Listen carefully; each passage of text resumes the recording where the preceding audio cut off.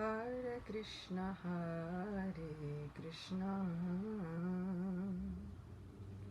Krishna Krishna, Hare Hare, Hare Rama,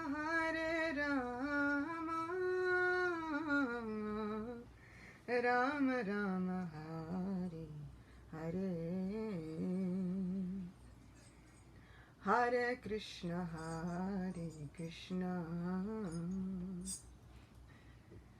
Krishna Krishna, Hare Hare, Hare Rama,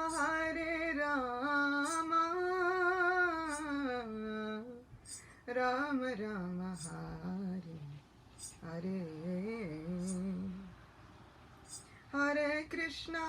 Hare, Hare Krishna, Krishna Krishna, Hare Hare, Hare Rama,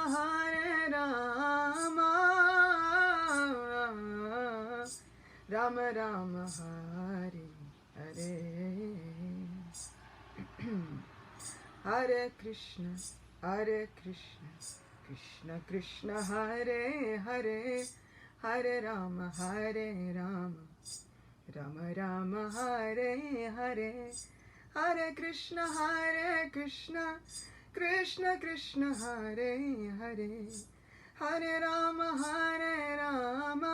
Rama Rama, Hare Hare, Hare Krishna, Krishna Krishna, Hare Hare, Hare Rama, Rama Rama, Hare Hare. Shri Radha Govinda Dev Ki Jai. Kali Yuga Dharma Shri Harinam Sankirtan Ki Jai. Shri Krishna Katha Ki Jai. Ananta Koti Vaishnava Vrinda Ki Jai. Srila Prabhupada Ki Jai. Hare Krishna, welcome everyone. Thanks for joining me again. I am really happy to be with all of you. Today is day 1 of a 3-part series. 3 days based on Vamana Katha, in honor of the 3 steps that Lord Vamana took. We can have 3 days of speaking all about him. We can tell the story of Vamana in so many different ways, and we'll do it just kind of 3 ways. So, because for me tomorrow is Parsva Ekadashi, and the next day is Vamana Dwadasi. And in some cases we call this Vamana Ekadashi. And the presiding deity over this Ekadashi is Lord Vamanadev. And we usually read the story of each Ekadashi. That's what we will be doing today. And as we go through the days, the story will get more enlivening. It will get deeper. We will hear from Srimad Bhagavatam.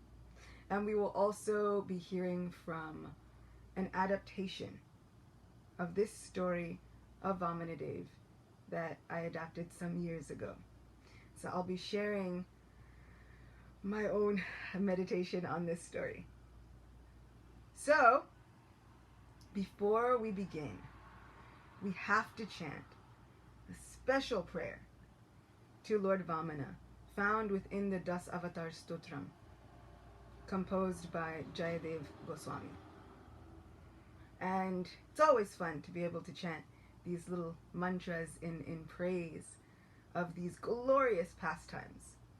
And then we will begin with the Ekadashi story for this Vamana Ekadashi, this Parsva Ekadashi.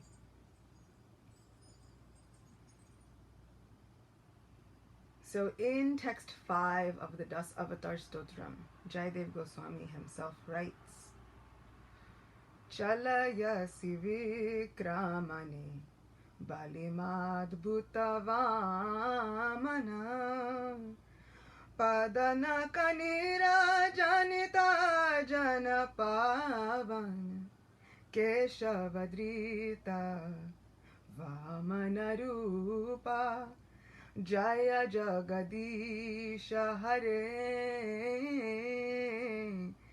Jaya Jagadisha Hare Jaya Jagadisha Hare. O Keshava, O Lord of the universe, O Lord Hari, you have assumed the form of a dwarf Brahmana. All glories unto you, O wonderful small one.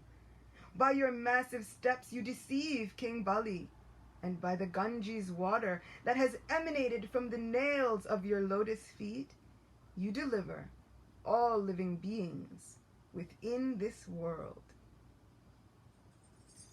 Sri Vamanadev Ki Jai. So what is this story of Lord Vamanadev? From the Garga Samhita that we read from just about every Ekadashi, this one, it is written, Maharaj Yudhisthira asked Lord Krishna, what is the name of the Ekadashi that occurs during the waxing moon in the month of August, September? How should one observe this Ekadashi? And what is the merit one obtains by observing it? Please explain to me all this in detail. Lord Krishna replied, O king, the Ekadashi that occurs during the waxing moon in the month of Bhadra is called Parsva Ekadashi. This Ekadashi is very auspicious. It is also called Padma Ekadashi. It awards one liberation and takes away all one's sins. Just by hearing the glories of this Ekadashi, all sinful reactions of a person are vanquished. The piety one obtains by observing this Ekadashi cannot be obtained even by performing a Vajpaya sacrifice. This Ekadashi is also known as Jayanti Ekadashi. One who worships Lord Vamanadev with devotion on this day is worshipped himself by the inhabitants of all the three worlds. A person who worships the lotus-eyed Lord Vishnu with a lotus flower undoubtedly goes back to the abode of the Lord. So one can just wonder, what about all of us who don't have access to a lotus flower? How can we also worship the Lord with a lotus flower and thus gain the same kind of benefit? There is a well-known story about a Brahmana, and I think we read this one, who was performing all kinds of elaborate worship even within his mind.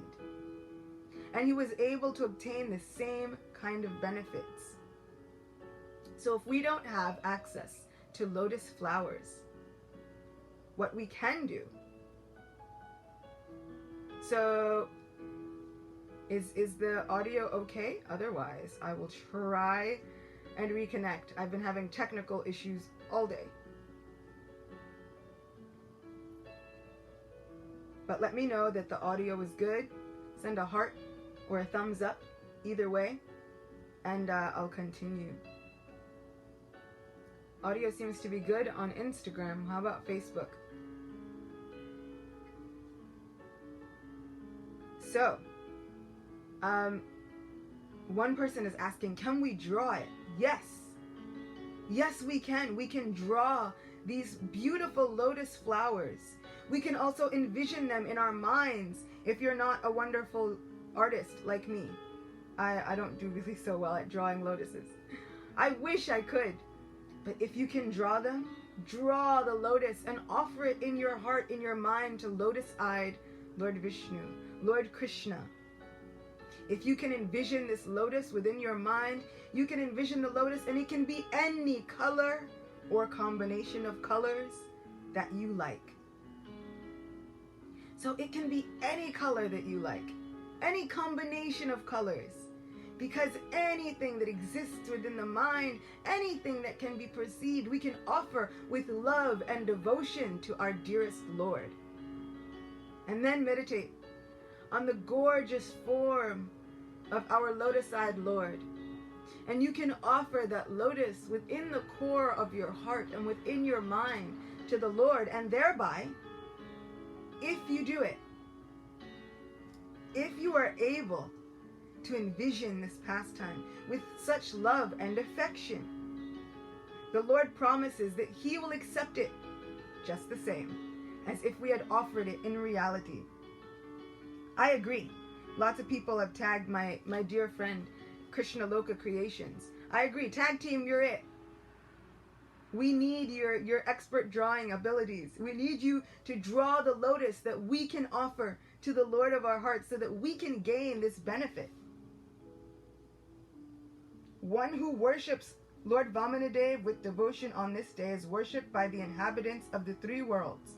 A person who worships the lotus-eyed Lord Vishnu with a lotus flower undoubtedly goes back to the abode of the Lord. So now here we are. I feel like you need to draw us the lotus. All of our good fortune is resting on you. Hannah, we need your help. No pressure. On this Ekadashi, the sleeping Lord turns from his left side to his right side. Therefore, this Ekadashi is known as Parsva Parivartini, changing sides Ekadashi. I love Krishna consciousness because it seems as though there is a festival for any and everything. The Lord is going to sleep. Let's have an Ekadashi and a festival. The Lord's waking up. Let's have a festival. The Lord turns over and changes sides. Let's have a festival.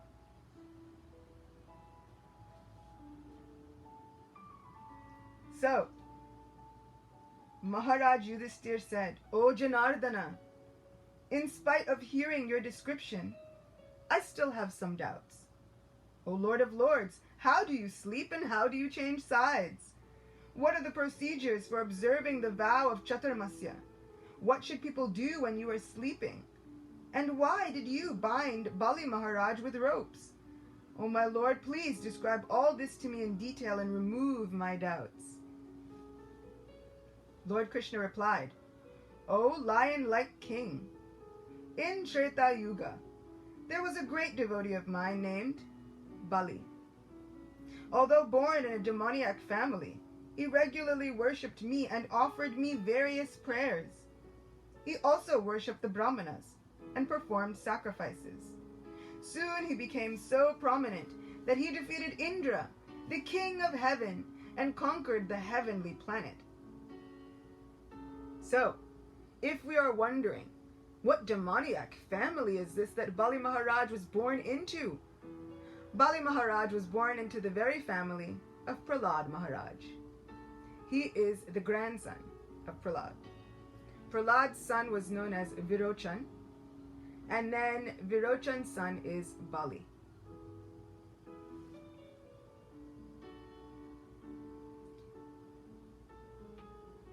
Indra, along with the other demigods and the sages, approached me. By their prayer, I assumed the form of a dwarf, Vamana, and went to the sacrificial arena of King Bali dressed as a small brahmachari.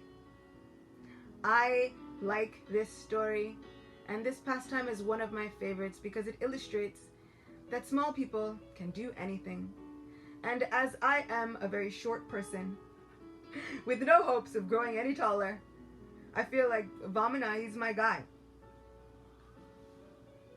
I asked Bali for 3 steps of land in charity. When Bali requested me to ask for something more than simply 3 steps of land, I exhibited my determination to remain satisfied with what I had asked for. Without further consideration, King Bali and his wife Vindhyavali gave me 3 steps of land in charity.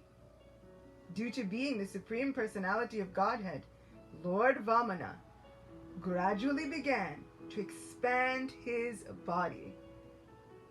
With 1 step, he covered the 7 lower planetary systems. And with his 2nd step, he covered the entire planetary systems, including the sky. When Vamanadev asked for a place to set his 3rd step, King Bali, with folded hands, offered his own head. Then Lord Vamanadev placed his 3rd step on the head of King Bali. Being fully satisfied by his humility, I blessed him that I would constantly live with him. Srila Prabhupada loves to make this point.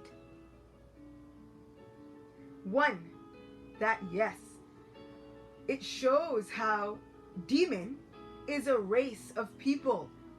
It does not necessarily have bearing on their good or bad qualities. So as we say, oh, this person is a demon, that person is a demon, let us remember Prahlad Maharaj was the king of the demons. It has no bearing on their qualities. They can also be devotees of Krishna, and Krishna can love them so much. So yes, I love this. Yes, and Vibhishan. Vibhishan was a demon. He took shelter of Lord Ram, and Lord Ram loved him and then crowned him king of the demons. So there are so many examples where demons, who we associate automatically with evil, which we should not, demons become kings of the races and establish righteousness. And so someone is saying even demons are devotees in waiting. Sometimes they are greater devotees than us. I wish I had an ounce of love as those demons. How amazing are these wonderful personalities like Prahlad, like Vibhishan. I can't even fathom an ounce, one iota, one speck of the devotion that Bali Maharaj had. Srila Prabhupada makes an astounding and very valid point. Here it seems as though Bali Maharaj has lost everything. He has lost everything. His wealth, his home, his kingdom. He had taken over everything, and now Vamanadev has covered it with 2 steps. Just 2. So it would seem as though Bali Maharaj has lost everything, every single thing. What do we do when we lose everything? Whether it be our homes, our family members, jobs, wealth, possessions. What do we do? Do we think, like Bali Maharaj, that, well, I still have my very self. Let me offer my own self to you, O my Lord. Or do we think, what do I have now? Everything is lost. And Srila Prabhupada says that although it appeared as though Bali Maharaj had lost everything, when he offered up and surrendered everything that was left, even down to his very own self, when he surrendered everything to the Supreme Lord, he became the biggest achiever of all. Srila Prabhupada makes this point that once you surrender everything to Krishna, you are not the loser. You gain everything. And what is the benediction that Bali Maharaj gains? The Lord says, being fully satisfied by his humility, I blessed him, that I would live with him constantly. So this demon, from this race of creatures who were born in lower planetary systems, who sometimes were darker in color, these demons who had forefathers who may have conquered the universe, this demon, born as the grandson of Prahlad Maharaj, he gets the benediction that Lord Vamanadev now lives with him forever and ever and ever. Lord Vamanadev assumes the role of his very own personal servant. I will not say how. We'll get to that in a second. But he assumes the role of his own personal servant and says, I will live with you. You have given everything to me, then you get me. I follow you like your very own shadow. So if we feel as though we have lost everything, nothing is within our control, then we are in the perfect position. We are in the perfect position for surrender. Oh Lord, I've lost everything. I have nothing else that I can give you. but I have myself. I give you myself and I pray, please, please give me your mercy. Because I am giving you everything I have, I am going to wait expectantly that you will give me your mercy, because you have promised. 10th canto of Srimad Bhagavatam says that one who prays to the Lord all the while experiencing the ill effects of their past misdeeds, while experiencing all of their karma, and prays to the Lord with a heart full of gratitude and affection, expecting the Lord's mercy, they become the greatest recipient of the Lord's mercy, for it has become their rightful claim.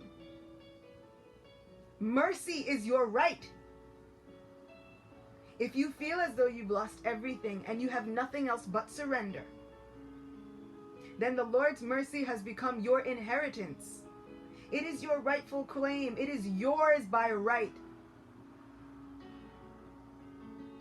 So you are in the perfect position to surrender.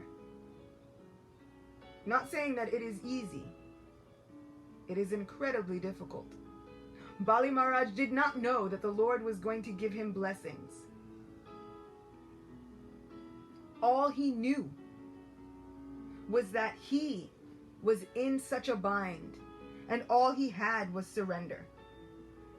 He did not know at all that he was going to receive the unlimited mercy of the Lord. All he knew was that he had nothing else but surrender. And in that moment, he does surrender.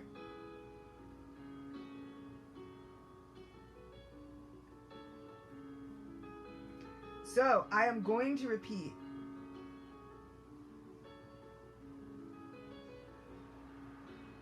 the one prayer. Let's see if I can find it.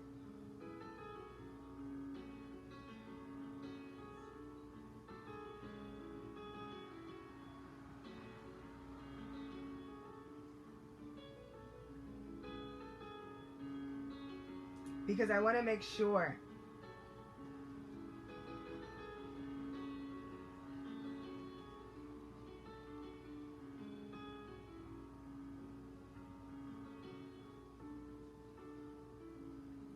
So Srimad Bhagavatam 10th Canto, Chapter 14, Text 8. Tatte nukampam shushamikshmano bunjana evatma kritam vipakam hridvag vapurbhir vidadan namaste jivetayo mukti pade sadhaya bhak. My dear Lord, one who earnestly waits for you to bestow your causeless mercy upon him, all the while patiently suffering the reactions of his past misdeeds, and offering you respectful obeisances with his heart, words, and body, is surely eligible for liberation, for it has become his rightful claim.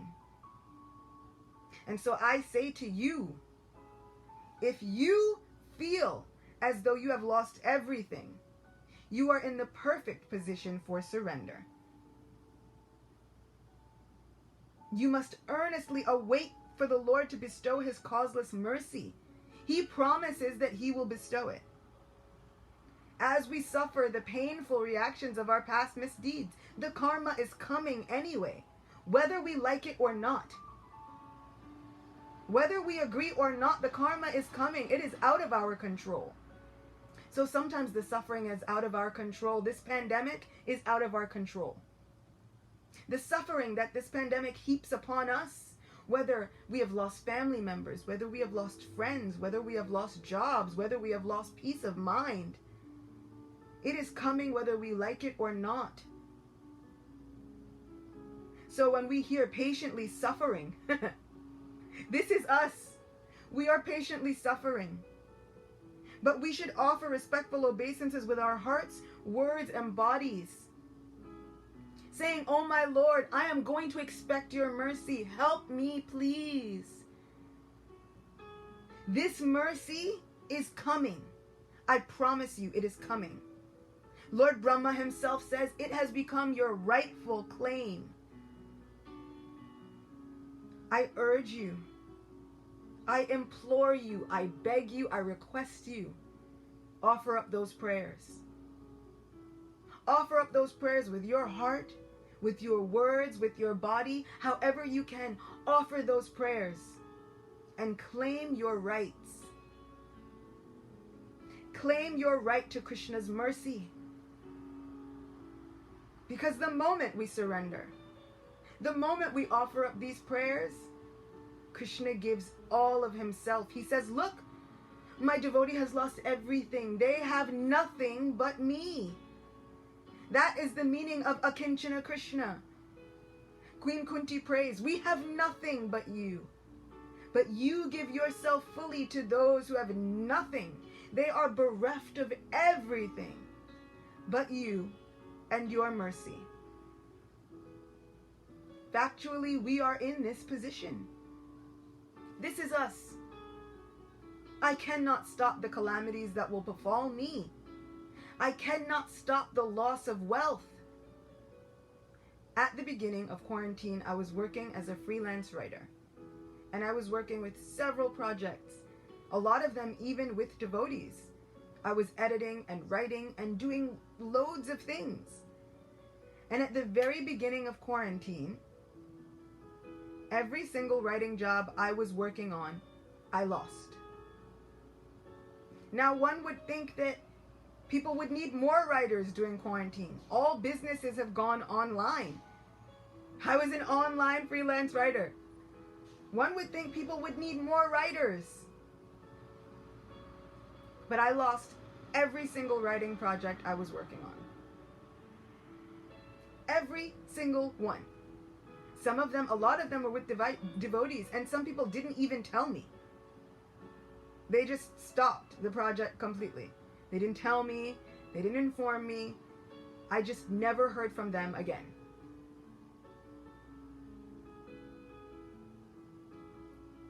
And I had a choice. What to do? Do I crawl up and not do anything? Or do I figure out a new way to serve? And none of my employers thought about what that loss of wealth, or even the loss of information. Like I said, some of them didn't even tell me. And no one thought about what it would do to my family. I'm not a wealthy person. No one thought, oh, well, this is taking away money for groceries. Whatever the case was, bills, they're still coming. The bills still happen. And I had to realize that I was only ever depending on Krishna anyway. I was only ever really depending on Govinda anyway. And I had to remember that, okay, I have to serve because Govinda has said so. And now I have the ability and the opportunity to be here as many days as possible with all of you. Krishna has made a way. He has made miracles where there were none before. People have donated. When I find myself in the worst mental state, wondering, how am I going to get through? It seems as though the very next day, the sound of Krishna's flute comes through in the form of his unlimited mercy. Let my everyday life be a testimony to the miracles that Govinda will plan. He will not leave you stranded. He will make a way for you as well. I know it. Lord Brahma promises. Sri Krishna himself promises. So if you find yourself in that situation, and we all will, at some point we all will, nothing stays forever. At some point we will experience loss and grief. Let us take that moment of loss and use it as an opportunity to say, Krishna, Govinda, I love you anyway. I know you are just waiting for an opportunity to show me your mercy. My Lord, I live on your mercy alone. I need your mercy. I am waiting on you. I need you to show me how this mercy is going to come. The path may not be easy. The path may not be all flower petals. There may be thorns. It may be painful. The path may be long. I cannot guarantee that I will not shed tears on this path. But please know that with each tear comes a prayer. With each pinprick, with each thorn, with each bruise comes a prayer. Oh my Lord, I am yours. I am surrendering to you. I am trying to surrender to you. Even if I do not get it right the first day, I will try and try and try again. I will try and surrender to you. Please send your mercy. I have nothing else but your mercy. I know you will come through with a new plan. I know you will come through with mercy. It has become the rightful claim of those who have nothing else but you. Claim your rights. Say those prayers with all of your heart and claim your rights. Just as Lord Vamana blessed Bali Maharaj, even after taking everything from him. It looked as though the Lord snatched everything away from Bali. Bali had nothing. Lord Vamana says, I will live with you.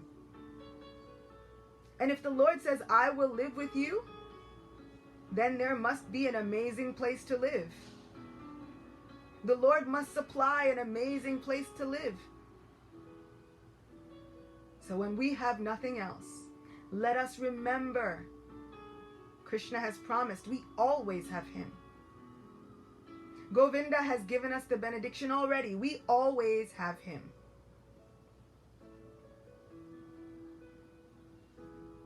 This Ekadashi is proof of that. It is proof that you are never the loser. If it seems as though Krishna has snatched everything away from you, pray more. Pray and say, I know this is not the end. Because I know Krishna, I know you. You are my friend, and I am your person. I know you. I know you would not leave me stranded. I am waiting on your mercy. I am waiting on the sound of your flute in the form of the miracles that are going to arrive in my life. Even though it looks bleak right now, even though I cannot see it right now, I'm waiting on you. One person is saying the bhakti path for sure is the most adventurous. It requires tons of trust, courage, and surrender. Yes, this path of devotion is not for the faint of heart. It is for the most courageous. I feel as though Krishna is constantly telling us, leap, take that leap of faith. And we're like, well, but I can't see anything. He's like, it doesn't matter, leap anyway. And we somehow we have to remember that Krishna will never let us fall, because he has told Arjuna to proclaim it boldly. Boldly. Declare it boldly that my devotee never perishes. My devotee is never vanquished. He didn't say, oh, do it meekly. Oh, whisper it. Make it a secret. He didn't tell Arjuna, like, whisper it to the next person as a game of, like, telephone, you know? It's not like, oh, Arjuna, tell the people that my devotee never is vanquished. No, he said proclaim it boldly to all who will listen. Declare it boldly in, like, bold-face font, right? Like all caps. Declare it boldly, my devotee is never vanquished. That is the promise of Sri Krishna. That is the promise of our dearmost friend. That's the promise of our Govinda. We have him on our team. One friend is asking, what does he mean when he says that a devotee never perishes? It means that he will always protect you. Does it mean that you will never die? No, because everybody has to die. But it does mean that he will shelter you with his grace, his mercy, and Srila Prabhupada says he will protect you with his constant remembrance. Because he promises that for those who remember him and his activities, upon leaving this body, which we all have to leave, upon leaving this life, we attain the ultimate shelter, the ultimate goal of his supreme abode. So he will protect us through the very many miracles, even within this life, but very many miracles in the next. He speaks of an ultimate destination. So not just here, but even outside as well. So, let us hear what happens to Bali Maharaj. Let us hear what happens to all of us, even by just hearing these pastimes. On the day of this Ekadashi, which occurs during the waxing moon in the month of August-September, a deity form of Vamanadev was installed in the residence of King Bali. Another form of mine has been established in the bed of Ananta Shesh in the ocean of milk. The Supreme Lord sleeps for 4 months, beginning from Devashayani Ekadashi up to Uttana Ekadashi. One should offer special worship to the Lord during these 4 months of Chaturmas. One should properly observe each and every Ekadashi.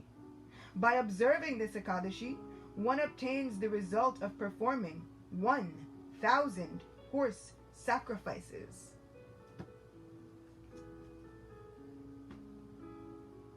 (1,000 horse sacrifices.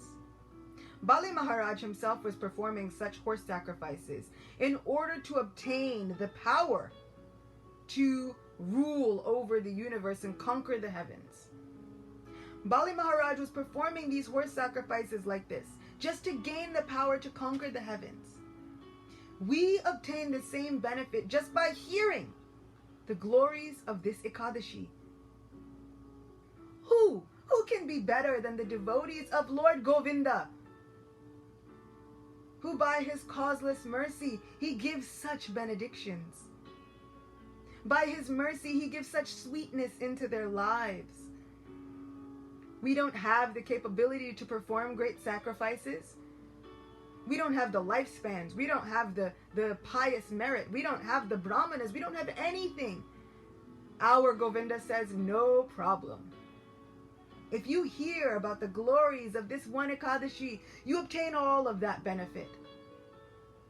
And if Bali Maharaj obtained such great power just by performing those fire yagyas, imagine the great power that we receive by obtaining that same benefit just by hearing the glories of this Ekadashi. Let us bathe ourselves in the mercy of Sri Govinda Dev, who gives us his blessings every moment, at every step, with each and every single breath. This is our best friend. He is on our team forever, and we should also be on his team. What better place could we have than coming together on these most sacred and holy days just to speak about our best friend? Srimad Bhagavatam tells the story of Maharaj Bali in great detail. And there is a condensed version of the Srimad Bhagavatam written by His Grace Purna Pragya Prabhu. Kind of looks like this in book form. And I like it because he has done such a wonderful job of bringing the stories of Srimad Bhagavatam into a condensed version, but he still stays true to the translations of Srila Prabhupada. And he puts in so many of the essence of different purports of Srila Prabhupada. And he still maintains the flow of this story. So you get to hear all of the contents of Srimad Bhagavatam.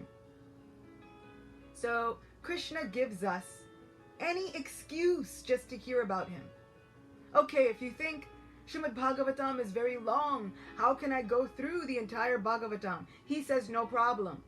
I will give you a condensed version while you are working your way through each canto of Srimad Bhagavatam, verse by verse, line by line, purport by purport, if you think.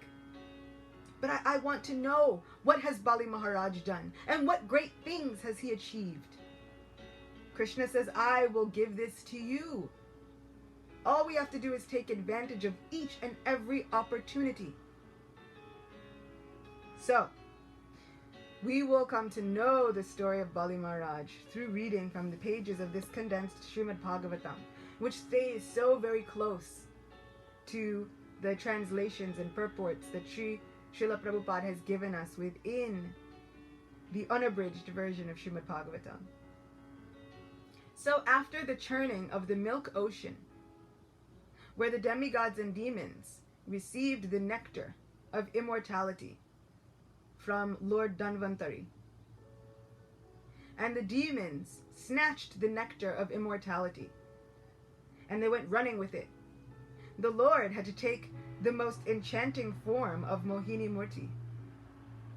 The Lord, Sri Vishnu himself, appears as a woman to beguile and enchant the minds of the demons. And she asks the demons to give her the nectar so that she can distribute it fairly. But she promises the demigods, I will give the nectar only to you. The demons will just get a reflection, a shadow of this nectar. So the Lord takes the form of Mohini Murti, and so she begins to distribute the nectar amongst the demigods and the demons. And one of the demons, Rahu, he feels as though this woman cannot be trusted. So he assumes the form of a great demigod, and he sits on the side of the demigods, although he belongs to the race of the demons. And so as Mohini Murti is going along 2 rows, distributing the nectar to the demigods, and then switching the pot and distributing regular, tasty juice to the demons. It's like if one half is getting nectar of immortality and the other half is getting like apple juice. Rahu is sitting on the side of the demigods. And as she gets to Rahu, Rahu drinks some of the nectar, but then the demigods realize he is a demon. He is not one of us. And Mohini Murti, being none other than Lord Vishnu, invokes the Sudarshan Chakra and immediately cuts off the head of Rahu. But Rahu, having already taken in some of this nectar, the head of Rahu becomes immortal and is seen within the constellations. So this head of Rahu becomes its own planet. So you see in astrology when they tell you, oh, you're going through a very difficult period, Rahu is in your chart. Now you can understand who this Rahu is, how he is such a malevolent being, and how he can cause so many different shadow periods within your astrological chart. And indeed, he causes so many shadow periods within astrology. Any solar or lunar eclipse is attributed to Rahu. It is said that at those times, Rahu is given the benediction that he can swallow the sun and the moon. And so that is why it says that the earth, the sun and the moon are within shadow periods. That is the effect of Rahu. And this Rahu was this demon who took this trickery form, this hypocritical form of a demigod, and was killed by Lord Vishnu in the form of Mohini Murti. At that time, the real form of Mohini Murti was then shown to all. And the demons realize this is none other than that cheater, Vishnu. This Vishnu has come just to cheat us again. What are we going to do about this? Are we just going to, take this sitting down? I don't think so. Let us all do battle with them. And at this point, the demons are headed by one very well-known demon named Bali.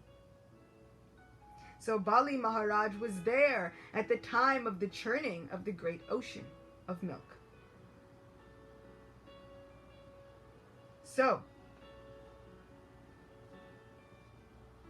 it says that Bali Maharaj was the commander-in-chief of the demons and was seated upon a wonderful airplane named Vaihayasa, which had been manufactured by the great Maya Danava, the architect of the demons, and was sometimes visible and sometimes not. So this great chariot had a power of invisibility. Surrounding Bali Maharaj on their chariots were the other commanders of the demons, who were all determined to gain revenge because of their having been deprived of their share of the nectar, in spite of having labored so hard. To encourage their armies, the commanders of the demons made a deafening sound by blowing their conch shells and roaring like lions. When Indra saw the ferocious attitude of his rivals, he in turn became exceedingly enraged. Seated upon Airavata, his glorious elephant, who holds water and wine in reserve for showering, Indra was surrounded by the demigods, headed by Vayu, Agni, and Varuna. After coming at close range, the demigods and demons began reproaching one another with harsh words that were piercing to the heart. Then, as the battle began, the demigods and demons paired off so that Indra fought with Bali Maharaj, Kartikeya, the son of Lord Shiva. He fought with Taraka, Varuna with Heti, and Mitra with Praheti. Yamaraj fought with Kalanabha. Vishvakarma, the architect of the demigods, fought with Mayadanava, the architect of the demons. And Twasta fought with Shambhara. So one person is saying, if you tell the book name you read from, it will be easy and clear. But I already did. This book is the condensed form of Srimad Bhagavatam by His Grace Purna Pragya Prabhu. Once again, for everybody in the back. Aparajita fought with Namuchi, and the Ashwini Kumars fought with Vishvaparva.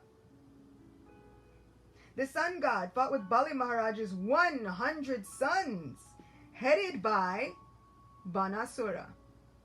So the demons have a very long lifespan. The demigods also have a very long lifespan. So in this case, we see that Bali Maharaj is fighting on the side of the demons, and his 100 sons are fighting, headed by Bana, also known as Banasura. Banasura is a very great demon who comes into play in Krishna's own pastimes. I would like, someone is saying, just pin the name of the book. I would like to, but I've already read from 2 books thus far. Sometimes we get a reading from a lot of books. This is a Vamana Katha. We're going to be telling the story of Lord Vamanadev. Just sit back and enjoy it.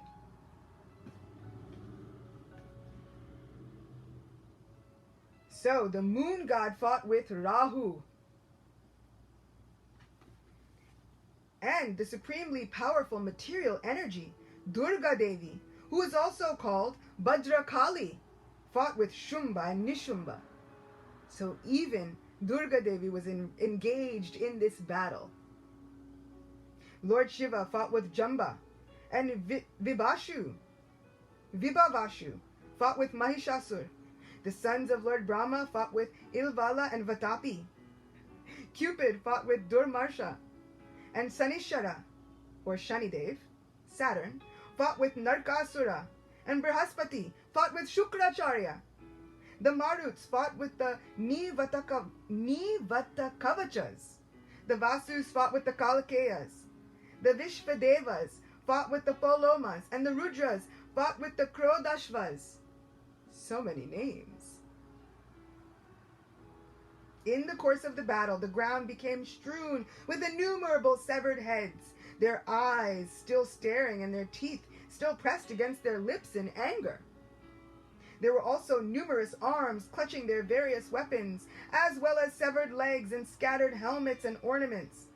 Indeed, the elephants, horses, chariots, drivers, and soldiers were all torn to shreds. Because of the impact of the warriors' legs and the chariot wheels, clouds of dust were thrown violently into the sky, covering all directions. But when the dust clouds became saturated with drops of blood, they could no longer float in the sky. Those who were decapitated immediately became ghosts. But when new trunks were generated, they used them to see through the eyes of their severed heads so that they could resume fighting with the enemy. So they became ghosts and then possessed new bodies. That's a crazy battle. That's so crazy. Bali Maharaj attacked Indra with 10 arrows, Airavata with 3, the driver with 1 arrow, and 4 horsemen, protecting the elephant's legs with 4 more. However, Indra smilingly counteracted all those arrows with his own, so that Bali Maharaj became highly inflamed with rage. Yeah, somebody is saying these ghosts were cheating. Yes, they were cheating. They became ghosts and then possessed more people so that they could keep fighting with their enemies. How incredible is this Vedic culture? This is science. This is real history. Everything is accounted for. Everything is explained. Srimad Bhagavatam doesn't leave anything unexplained. It's like, here, would you like to know? Everything in such minute detail. Who was fighting with whom? And even what happened when they died. Next, he picked up a blazing Shakti weapon. This is Bali Maharaj fighting. But Indra cut it to pieces before it even left his hand. Bali Maharaj continued to pick up more weapons, one after another, but each time Indra cut them all to pieces. Finally, the king of the demons made himself invisible and began resorting to the use of demoniac illusions. So Bali Maharaj had the use of magic and mystical illusions. Suddenly, a gigantic mountain appeared over the heads of the demigod soldiers, and from it issued forth trees that were blazing with fire. So if the arrows were not enough, suddenly you drop a mountain on your enemy on the battlefield, and then from the mountain that you drop on your enemy comes burning trees. Soon thereafter, showers of sharp-edged stones began to fall, smashing the heads of the demigod soldiers.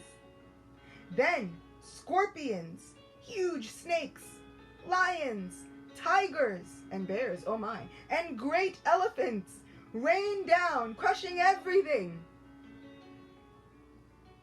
Thereafter, many hundreds of male and female carnivorous demons, completely naked and carrying tridents in their hands, rushed at the demigods, shouting, "Cut them to pieces! Pierce them!" Such detail. I love the details within Srimad Bhagavatam. Threatening clouds next appeared overhead. This is all the amazing, mystical, demoniac illusions of the demons. Threatening clouds appeared overhead, and while thundering loudly, they showered live coals, burning hot embers. Next, Bali Maharaj produced a great devastating fire, and with the help of blasting winds, it began burning the soldiers of the demigods. Moments later, an ocean with waves and whirlpools that were agitated by fierce winds appeared in all directions, causing a terrible flood. Upon seeing all these magical creations of the invisible demons, the demigods became very discouraged. I think discouraged is an understatement. It is understatement of the yuga. They became discouraged. You had a mountain dropped on you with burning trees. You had stones showered upon you. And all of these enraged men-eating carnivorous demons were charging at you, shouting, "Cut them to pieces." Then Bali Maharaj made a fire in the middle of the battlefield. Then, as if the raging fire were not enough, then they had incredible floods in all directions. So we can see, if you have had a hailstorm, if there are raging fires, a tsunami, floods, hurricanes, all of these things, the demigods have also experienced them. The demigods have become discouraged as well. Let's find out what happens when the demigods even become discouraged. And then we can find out what to do when we are also assailed, attacked by all of these natural disasters. Are we ready? This is the only means. Here's what the demigods do, and here's what we all should do whenever we become discouraged. Finding no means of counteracting the attack, the demigods began wholeheartedly meditating upon the Supreme Personality of Godhead. Shri Krishna Chandra Bhagavan Ki Jai. In reciprocation, the Lord immediately appeared upon the scene, carrying weapons in his 8 hands and riding on the back of Garuda. All glories to our great hero. Just as the dangers of a dream cease when one awakens, so all the illusions created by the jugglery of the demons were at once vanquished by the prowess of the Supreme Personality of Godhead as soon as he entered the battlefield. Our hero always, without doubt, saves the day every single time. So when the demigods became discouraged by the great attacks of the demons, then they always begin to wholeheartedly, all together, meditate on the Supreme Personality of Godhead. They come together in a sangha. All of them, they come together and they encourage each other in meditating on the Supreme Lord. So when we are feeling discouraged in life, when we don't know where to turn, we should come together and encourage one another. Come to this sangha. Come here to this place. Let us pray for one another. Let us seek the shelter of the Supreme Lord and watch as he swoops in with his weapons of mercy and grace, with his astras of miracles and love, and watch as he changes our lives, as we cheer each other on, as we pray for one another, and as we seek the ultimate shelter of the Supreme Personality of Godhead, our best friend, Lord Vamanadev himself. And I think that's a really good place to stop for today. We have to pick up again tomorrow. We have to pick up again. Manohar Krishna is asking, come where? To the USA? If anybody knows, please tell him. Please tell them where to come. Tomorrow we'll be here again with more tales of Lord Vamana. We'll pick up right where we left off, finding out what happens when Lord Vishnu swoops in. What happens to the demons and the demigods then? What happens to Bali? And where does Vamana fit in all of this? What will be our benedictions? I look forward to seeing you all again for day 2 of Vamana Katha. Sri Vamanadev Ki Jai. Bali Maharaj Ki Jai. All glories to this Vaishnav Sangha. Shri Radha Govindadev Ki Jai. Hare Krishna. See you all again soon.